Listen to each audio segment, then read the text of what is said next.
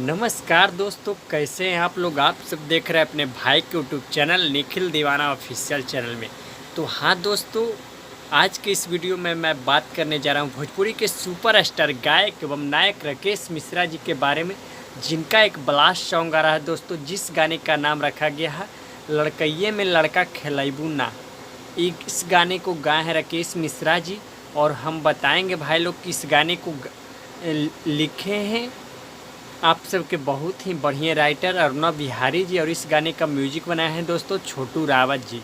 और इस गाने को बहुत ही अच्छी तरीक़ों से वीडियो शूटिंग किया गया है दोस्तों, और गाना भी गाया गया है।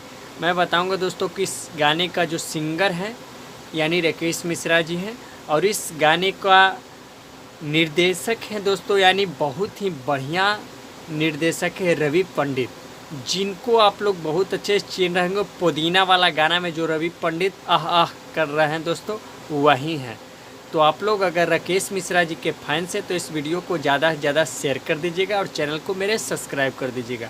और मैं बताऊंगा दोस्तों कि एक गाना कल सुबह मॉर्निंग में वेब म्यूजिक के यूट्यूब चैनल पे 5:45 में 17 सितंबर को रिलीज कर दिया जाएगा, विश्वकर्मा पूजा के दिन। तो आप लोग इस गाना के वीडियो सॉन्ग ज़रूर देखिएगा दोस्तों, और साथ में इस वीडियो को ज़्यादा से ज़्यादा शेयर कर दीजिएगा। तो थैंक्स दोस्तों, फिर से मिलूँगा मैं अगले वीडियो में।